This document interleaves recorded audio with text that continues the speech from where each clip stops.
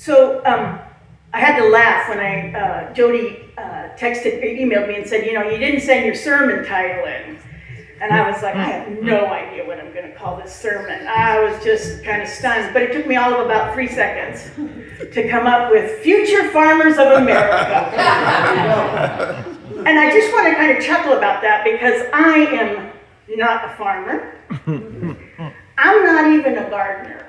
Okay? I do not like dirt on my hands. It makes me nauseous. Literally, it makes me nauseous to have dirt on my hands, especially if it's starts as mud and then dries. Ugh. And so the truth is I just don't like weeding. But I have issues with dirt on my hands. But I love this parable, and I also love the fact that when I'm asked to preach and I go to the lectionary, the Revised Common Lectionary, which is often used by Protestant churches as a guide to what you might want to preach on any given day, I actually have to chuckle at what words or what scriptures are on offer to preach. And I think it's important that I follow the scriptures that are theirs because it sometimes stretches me and tests me a little bit about what is Jesus calling me to do and what do I hear from God that Jesus might be calling us to do. So I want to first start 2,000 years ago. Jesus at that time is not just speaking to the disciples. It is if you read the chapter or the book of Matthew at the time, Jesus is often talking both to the disciples and those who follow Jesus, and to the religious leaders and the Romans that might be in the crowd. So why would Jesus talk about sowing seeds? Well, the disciples and his followers, it's estimated that probably about 95% of the people at the time were subsistent farmers. They worked lands of others and maybe would have a small bit of land that they might use to feed themselves, and that the produce of that would be to feed the Roman Empire. If you know the history of that time, the taxes and the share of the grain that was produced, the money and the food were removed out of Palestine and taken to Rome, or used to feed troops in other parts of the empire. And so that is hanging over everybody's head as this parable is being told. I want to talk a little bit actually about Future Farmers of America. Its beginning date is generally determined to be 1928. But its seeds were sown in 1917 when the Smith-Hughes Agricultural Act was passed by Congress, which provided federal funds to high schools to teach agricultural subjects. Our country was changing. More and more people were moving to the city, but we still had a large agricultural portion of population who did not have the same interests as city folk. And Congress recognized that, but also understood that it was not going to be funded necessarily by the city schools, because it wasn't necessarily the majority of their student population. So 2 senators from Georgia said, well, we'll change that, and we'll provide funds to the schools to teach these classes.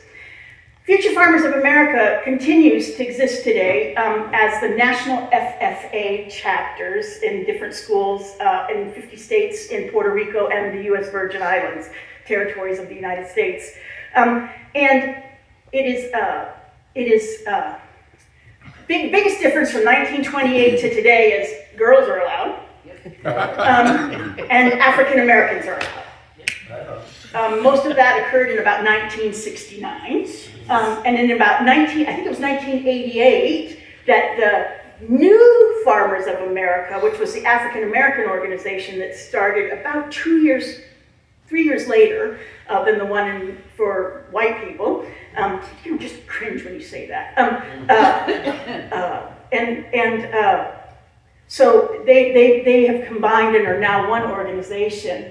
And its purpose is to have young students have an opportunity to learn about agriculture and agriculture subjects. And of course, that has radically changed from the days of the farmer back in the 1920s. And my dad is farmer stock. He remembers riding on the back of a mule while his dad planted watermelons, you know? And that was a 1938-42 time period. And so that was where they were looking at. And it is to provide opportunities for students to learn about agricultural subjects, leadership, and science now, because we actually have bachelor's degrees and master's degrees in agricultural sciences on breeding plants, on ways to deal with weeds, on how to make crops produce more, on how to speak in Congress as lobbyists. And so all of that is a part of FFA in America right now. And so you do the learning.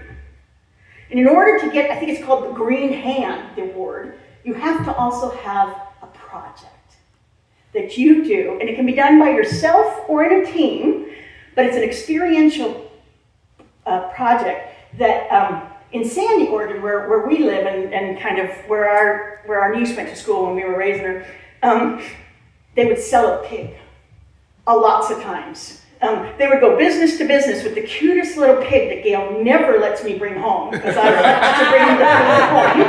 I'm not a gardener, but I'll babysit a pig. And so they just go, and in each business that they stop by, they ask them to kind of either meet or raise what they donate to the school project.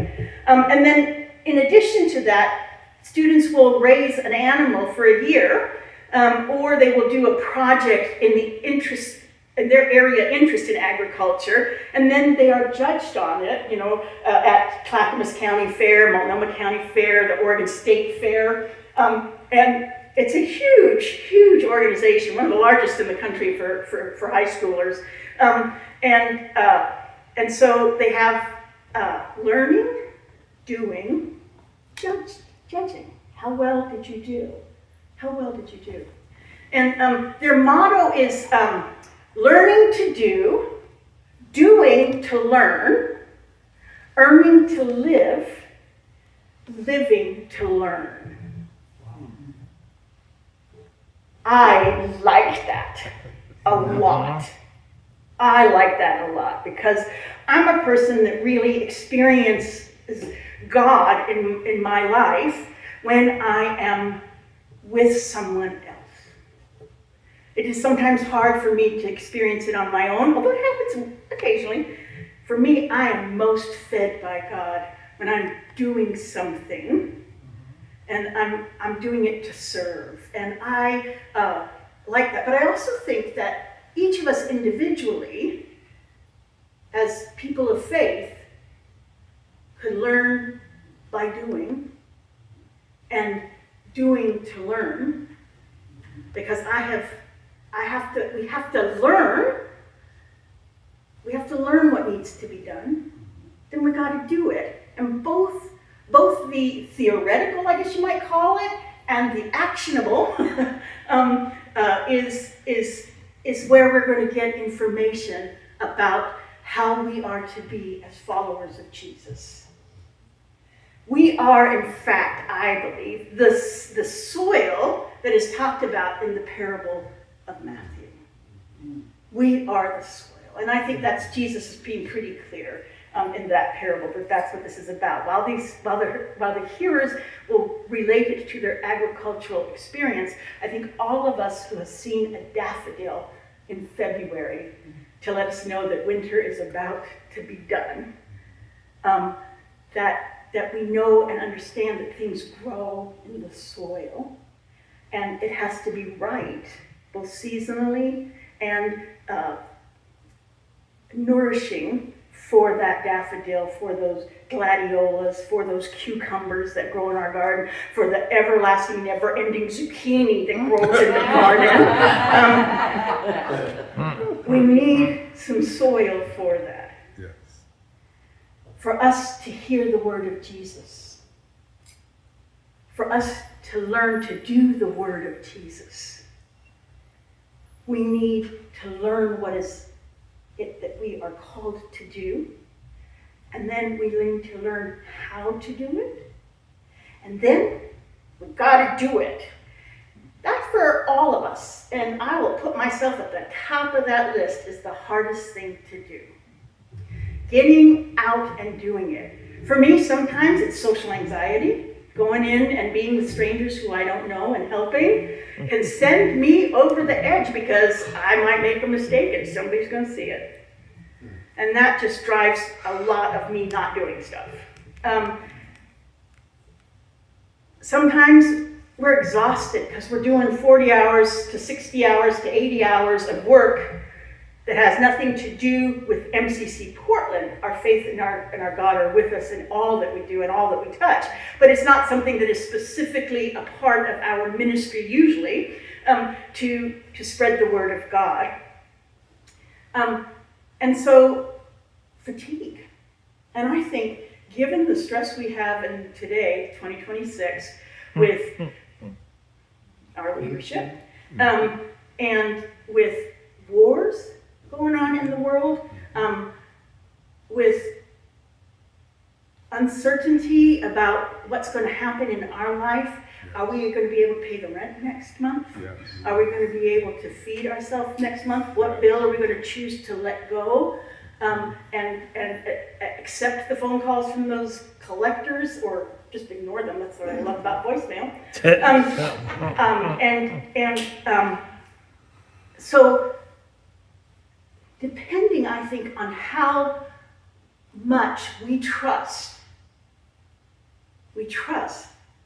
that God has been set in our souls, that we actually believe it to be true, that we are worthy, and that we are supposed to be open and willing, and God will pour into us because we were created in the image of God. And not just us in this room. God does pour into this, well, I think we're up to 8 billion now, people around the world, always and always. And so we have to trust that. Because if we don't trust that, if God comes in pouring into me and I think, yeah, I'm not worthy of this, it's gone. Not because God's gone, because God is never gone, but because I have chosen to not believe it. So it just rests in me. And my life is so much fuller, and your lives will be so much fuller when you trust that that feeling you have, that dandelion in your grass is actually a living, breathing thing that God created. When you trust that when Vicky comes and holds your hand first thing in the morning, that you are meeting the face of God, then it has a chance to grow. Yes. It has to be fed, it has to be fertilized, it has to be watered. Then there are those times when we are pretty sure we got some soil there, pretty sure we're ready to do something. And so we feel God and we say, oh God, let us do whatever it is you call me to do. And then I don't do it, or I get scared, or I get mad at somebody and I get kind of cranky, which is usually my fault too. My go back to is where I get cranky a lot. And so it starts to take root, but I'm distracted from that and overwhelmed by what is not worthy of my attention most of the time. I'm distracted by silly things. And I think that that's the shallow soil. I want to be a follower of God, but there's just way too much more that I can be cranky about. This is where I think most of us, this next one is where I think most of us really struggle, and that is that we have a deep, rich soil. It is healthy, it is lovely, it is rich in nutrients. We got a great sprinkler system to water it. And in our midst grow thorns, grow thistles, grow weeds. And they choke us. They choke us, is what Jesus says. They choke our ability to feel God and act as God calls us to do because they are so difficult. I know that I am exhausted if I pay too much attention to the political world right now. Yep. Yes. I know that I am exhausted because as a lawyer, lawyers have started, I know a lot of you think that lawyers are not, cool people, but we are. And we actually are nice generally to one another, except in the courtroom when we're doing our jobs. But I have noticed that since the pandemic, how much more snotty we are to one another. There's this lack of respect in our culture right now that permeates almost every part of my life. Yes. It's true. It's true. Yeah. It is in the grocery store. Yes. It is on the road. People Yes. with road rage, Gail. People that have pretentious rights. They just think that they're worthy more of the space to occupy the space than you are. Yes. All of that are the thorns that choke us. Yes. I am not going to give any kind of option or solution or anything on how to deal with that because I often don't know how to deal with that, except that I know the most important thing for me is to recognize that I'm being choked Yes. and step back and try again. Brene Brown talks about us as one of the greatest things that we can do in our spirits and in our hearts is just to get up and try again. That can be the most miraculous, the most wonderful deed we do in the world is demonstrate the possibility of standing up. If it's a mistake we've made, we say sorry and mean it. And trying again. Yes. Because by us doing that, we can show others that it's possible. And rarely, but often enough for us to know it can happen again and again. The soil is fertile, rich in nutrients. Sprinkler system has no leaks in the other hoses, and it's all going to be watering just perfectly. Yes. And God, if we are quiet enough, problem of mine, quiet enough, that we will hear the voice of God whispering in our ear, Kelly, I want you to sing because when you sing, people hear me. People hear me and know that I am right there nearby. Dylan, it may not feel like it, but your ministry does not go unnoticed. Yes. Yes. The work and the commitment you make to this church is noticed. Amen. And by your faithfulness, the people get to see me and hear me. Mhm. Anyone in this room, hear God call your name now. Hear God say, hey!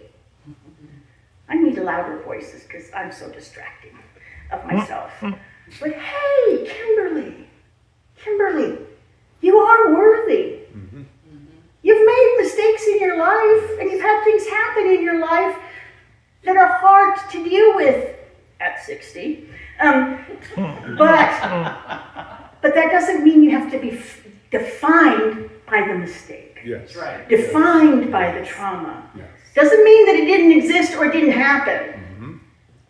It just means that you can carry those things with you and still be rich, fertile soil for the Word of God to plant a seed in on a ministry. Mm-hmm.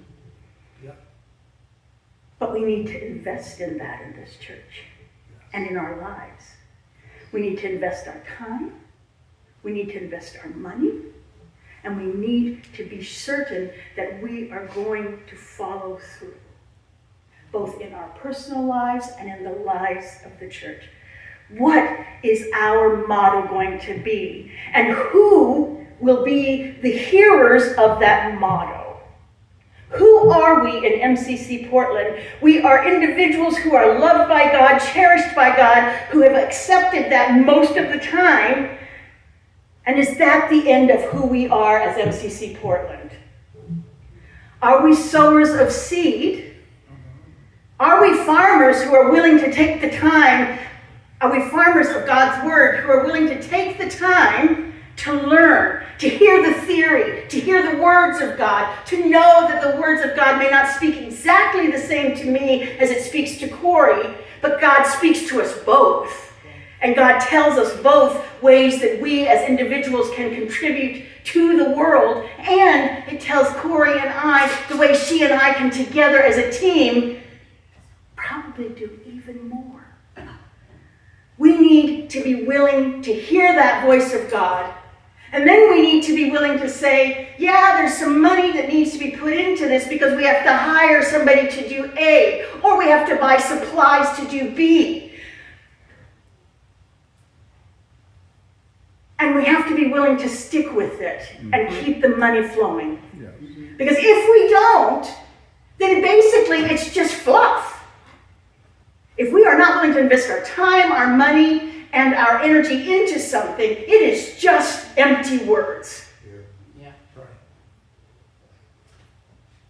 And if we do that individually and collectively as MCC Portland, the oldest, I love saying this, the oldest organization for LGBTQ plus people, QI people in the Oregon, state of Oregon, we got another 50 years ahead of us. Yep. Yeah, we do. Yes. And these pews will be full.